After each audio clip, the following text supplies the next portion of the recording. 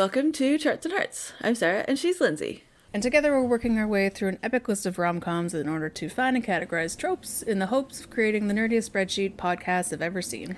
And today we are continuing with Topher Grace month, and we've got Wit a Date with Tad Hamilton. We had to start recording again. And I did like exact same The exact misspoke. same thing. Yeah. Because the movie is not just called Tad Hamilton. No. Other than not. in it my wouldn't head. make sense if it was, but No, exactly. for 20 years that's what it's been called. Uh-huh. This movie is so good. I love it. Yeah, it's really great. I hadn't seen it for a long time, so it was very fun Me to either. go back and rewatch it. But I know, and there's cringy stuff, which we'll Yeah. talk about, but it's not as terrible as I feared, especially with all of our knowledge. Yeah, I really wasn't sure how creepy Tad Hamilton was with her, but he's Yeah, me too. relatively not. Yeah. He's So that's smarmy. good. Yeah, not he's creepy. Yeah, he's smarmy, but not in a like unconsensual way, just in a like Exactly. icky Yeah. way. Yeah. Yeah. But first off, let's talk about this cast because it's Oh my gosh. ridiculous. Yeah, so we've got Josh Duhamel, Duhamel? Who knows? Hamill? Yeah, nobody knows. And Kate Bosworth, who's Yeah. charming as always. Topher Grace, of course. Yeah. Jennifer Goodwin, who's just doing it as So quirky. for so long, just Yep. playing the quirky best friend until she got that Until Once Upon a she was Time. she was in Big Love. I just Oh, remembered. right. I was about to say Once Upon a Time, but she was in that show for a long time. Yeah. Anyway, she's doing her quirky best friend thing. Mm-hmm. And then there's a bartender. Yep. Who I was like, oh, I kind of remember that this person is like, is a little bit of a character.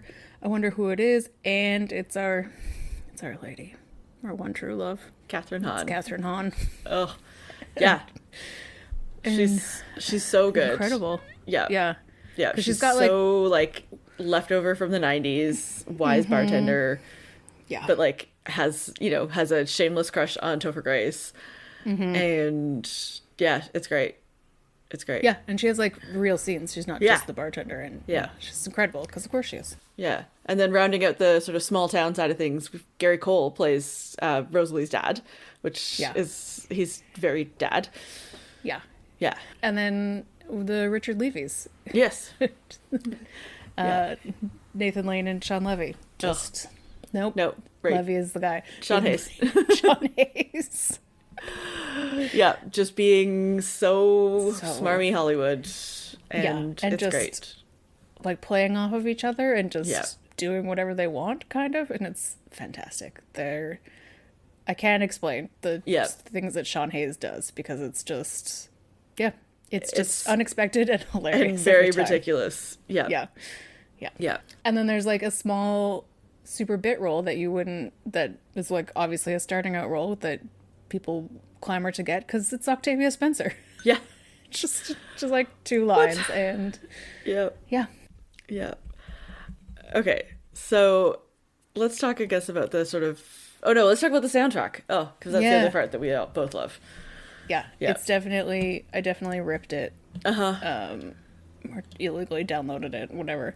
Yeah. And made a CD and because there was like a random song that I didn't know what it was, but I knew it super well in like my bones. So it Yeah. was like And then there's that Liz Phair song and like having feelings to John Mayer, which accurate for the time period. yeah. Oof.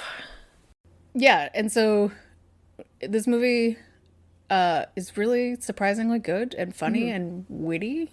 Yeah. There's like some really good sparkly wit and Yes. Yeah, unexpected good- humor, Good dialogue. good dialogue, and also good like random stuff that you don't notice. Like at one point, Gary Cole's wearing a Project Greenlight shirt, which is just like that's so. And I think he wears something else as well. That's so like he doesn't even. Nobody talks about it. It's just there, and it's just like that kind of. Yeah, because he's trying to like impress the Hollywood guy. Yeah. Yeah. Yeah, and so it's just like they really thought they worked on all of the boxes. I don't know how to say this. Like They- good. yeah, Good characters.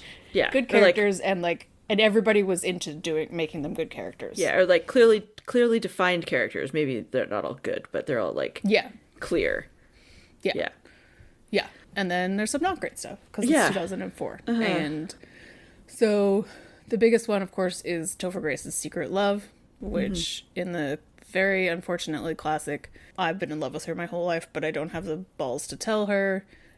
But she belongs to me and can't be with any other man. Yeah, so like sabotaging her life basically, so that she's not with anybody else, but also not able to stand up and confess his feelings.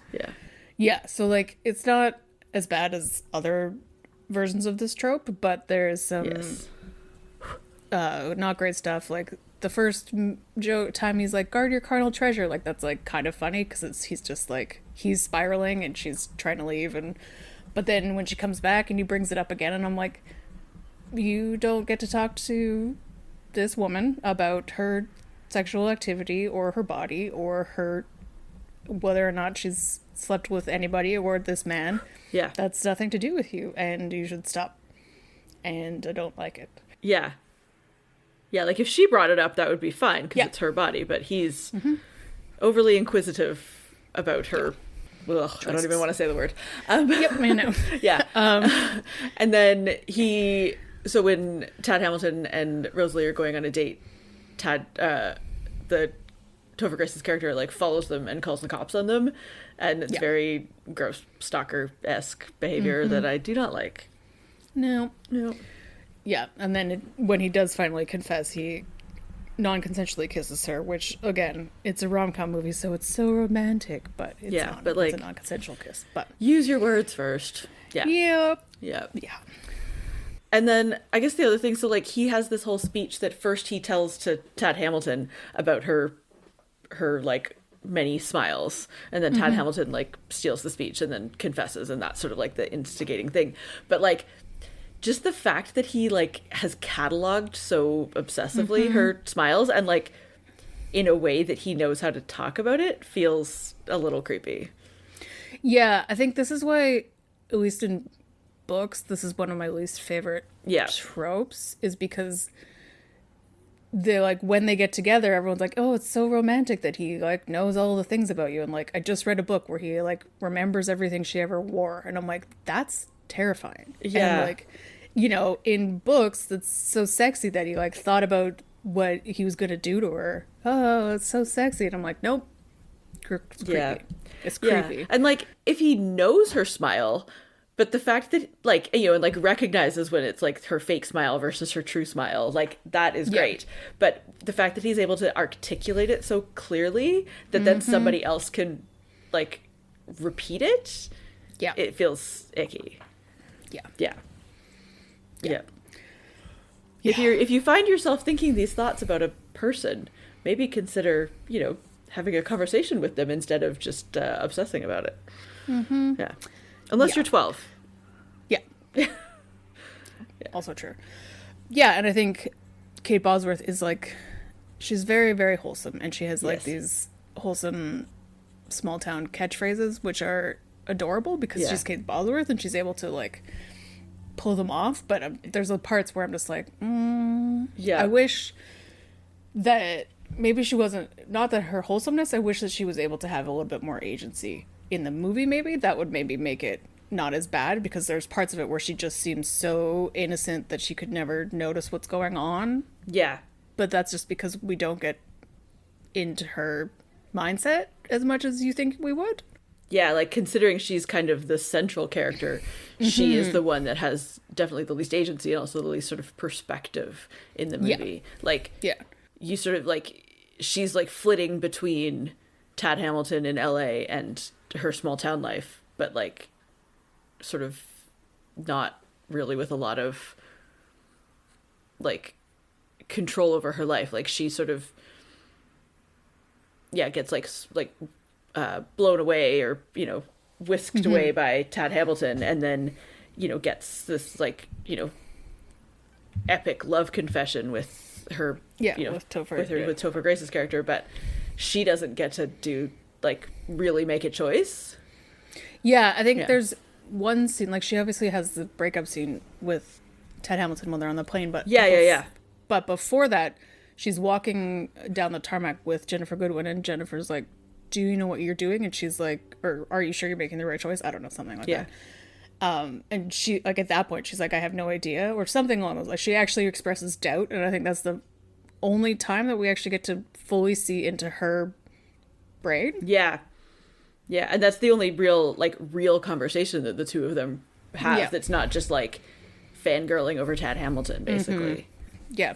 Yeah. Yeah. So. Yeah.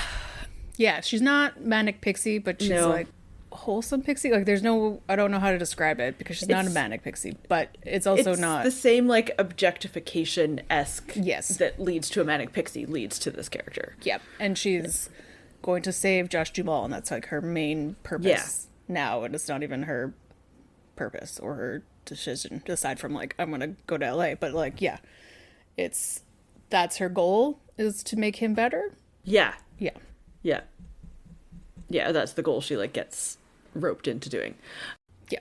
And then I guess the other thing, I'm sure it's hard in a small town to have like friends your age, but like if you're all working at the same place and one of it's unclear if he was the store manager or like assistant manager or whatever before they were friends or after they were friends, but like it kind of has to or should change your friendship if one of you becomes the like supervisor of the others.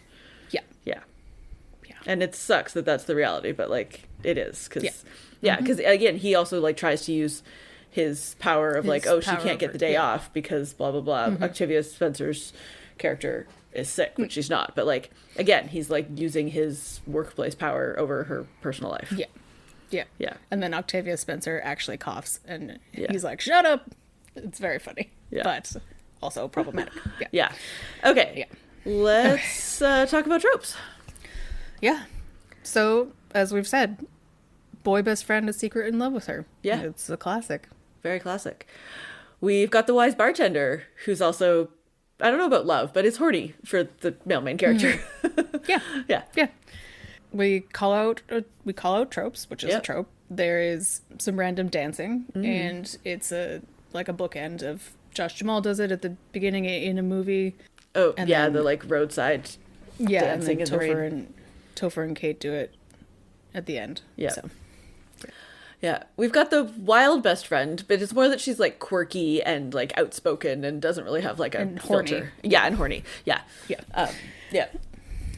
And we've got Girl Next Door, as we said, and a small town girl. She's like, oh. Yep. We've definitely got the different worlds because we've got this like small, I don't even know where they are. Midwest? West Virginia. Okay. Yeah, small town, and then super LA, like super LA.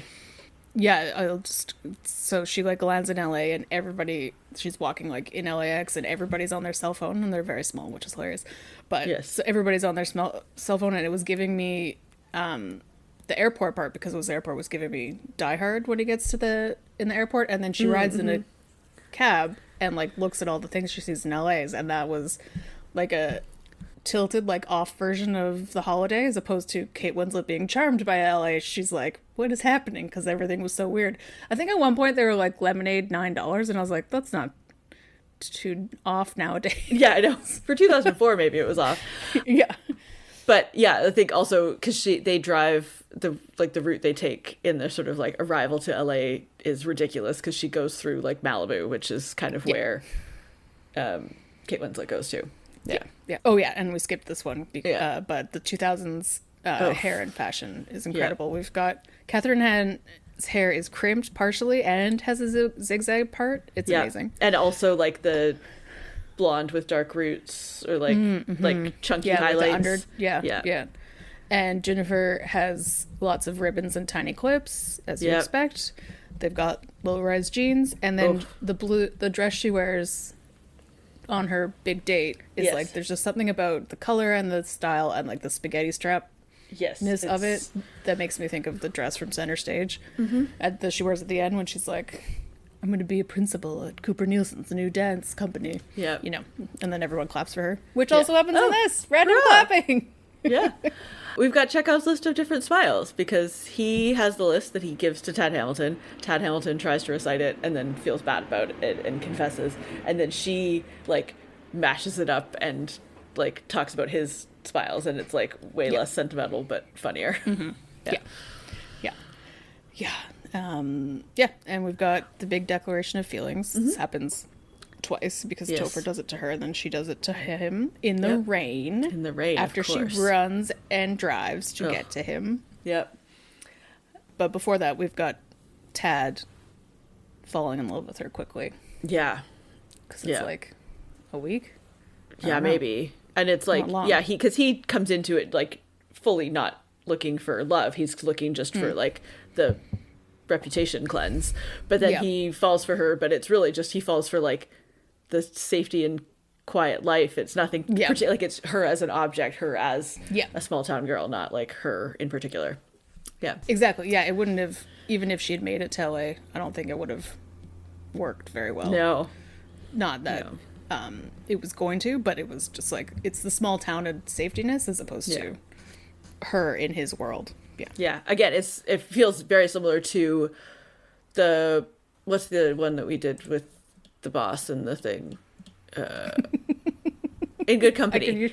In Good Company, where, again, Topher Grace's character falls in love with the idea of this, like, family father figure, blah, blah, blah, because he never had that. Not so much in the particulars of ScarJo.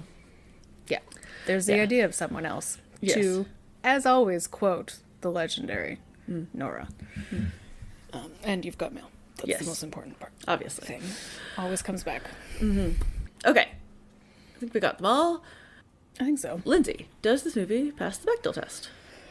I don't know. They didn't stand out to me either way. There's...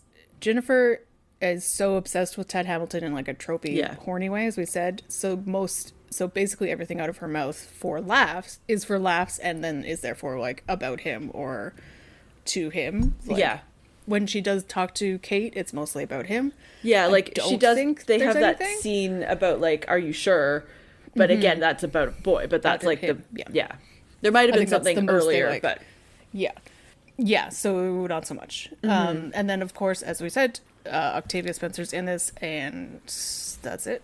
Yeah, it's so white. One person, and then the rest are white. Yeah. Yeesh. Yeah. Yeah. And then, okay, let's make a pie. Yeah. Oh, man. Okay. Pringles. There's like the inside joke of like the Pringles that you love and the Pringles that you can eat a whole can of. Like, it's giving different. I love my Prada backpack and I like my sneakers. Yeah. Like 10 or something. They're in there, but they're not. Yeah, it's not that important. Yeah, 10%. That feels good. Yeah. Okay. Wholesome made up catchphrases. I feel like should be a lot because for like a week I've been saying yikes a bee and then like hating myself. Like 35, 40?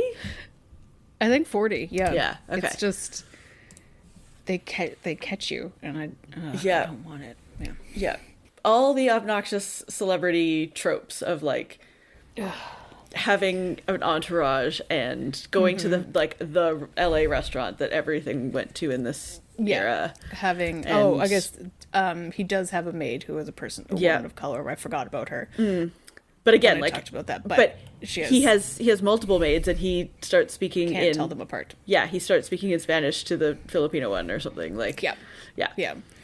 Oh, and then just like like having all of his meals made for him and just so much. 30? Yeah. 25. Which leaves us with 25 for small town jobs. Because I thought they made up the Piggly Wiggly when I first saw this because I didn't know about America. Piggly Wigglies. Very much. Yeah. It also, it's, again, like West Virginia, I guess technically is south, but like, I don't know, the variety of accents in this small town are interesting. Yes. Well, I don't know. My only knowledge of West Virginia accents are the McElroys, and they don't have accents. So I mean, I've technically been to West Virginia, but that doesn't count. Okay, and then what do we think is next for them? Well, this is hard because I'm frustrated with Topher's character, but I'm super attracted to him. He looks incredibly good in this movie. It's true. And they are best friends. She does realize that she has been in love with him for a long time. So there's that. But again, I think I'm biased because I don't like this trope. Yeah. Yeah, like secretly in love with you for years, but couldn't. And she realizes she's been in love with him for years also, but I'm like, yeah, just be more self-reflective, I guess. Yeah. And then the main part is that he's going to Richmond to go to school? College? Yeah. Manager training? I don't know. And like, you know, she lives with her dad and works at the grocery store, so she doesn't have like she didn't just win a marketing promotion like a Hallmark movie. So she could go with him, but they just don't talk about it. So yeah, it just like sort of expects, hopes. Yeah. Yeah. And then, I mean, I was then also like, I really hope that Topher Grace finds somebody who like fills the shoes of of Kate Bosworth's character, but like is an actual person to him. Yeah. And not just like the dream that he's been obsessing about for 15 years or whatever. Yeah, or not just like the next hot person. So yeah, I don't know. I hope that like him like meeting these people actually changed his life somewhat. I don't know. We'll see. Yeah. Oh, I can only dream. And then Lindsay, what's next for us? Oh, well, we were trying to come up with a month and looking at the lists, and we realized we have a month, and it's called I Can't Believe We Haven't Done This Yet. Because next on the list is Pretty Woman. Oh my gosh. Right? Yeah. It's our 4th year anniversary. Yeah. 5th year anniversary. Oh man. And no, wait. I can't do math. It's 4th year anniversary. And yeah. Yeah, and we haven't somehow done Pretty Woman. We haven't done Pretty Woman. Yeah. The Crazy. movie that started the renaissance of rom-coms. Indeed. So yeah, that'll be fun. And then, yeah, if you are into other random movies that we haven't done and are somewhat embarrassed to admit, we'll also be doing Crazy Stupid Love next month. Oh, yeah, one of our favorites. Oh, amazing. I'm really excited. And, yeah, I know. Any excuse to put Ryan back on my television right? screen. Okay. Well, I guess that probably brings us to the end of this episode. You can always leave us a rating or a review wherever you get your podcasts, or you can find us on social media. We are at Charts and Hearts Podcast on Instagram and Threads. Or you can head to our website, chartsandhearts.com, where you can submit your suggestions for rom-coms and tropes for us to add to the list. This was actually based on a Bollywood movie, which maybe we should watch one day. I think it's listed, the name in the trivia. Nice. So that could be fun. That would be fun. And you can check out our Patreon at patreon.com/chartsandheartsclub. For Topher Grace month, we did Big Wedding, which was a terrible movie. Yeah. So don't watch it. Do listen to our episode. But we also have 4 years worth of really random movies that we talked about. Do you like Speed? We talked about that. Yep. Do you like Sister Act 2? Talked about that. Who doesn't like Sister Act 2? Yeah, exactly. Also, so The Sound of Music. Us. Yeah. Yeah. Amazing. Let us know your thoughts on this episode. Do you have hopes and dreams for Topher Grace or anything? Yeah. Yeah. Oh, we would love to hear it. And in the meantime, of course I'm sad. I just lost my wife and my goat. So good. Love it. All right. Love it. Bye. Thanks, friends.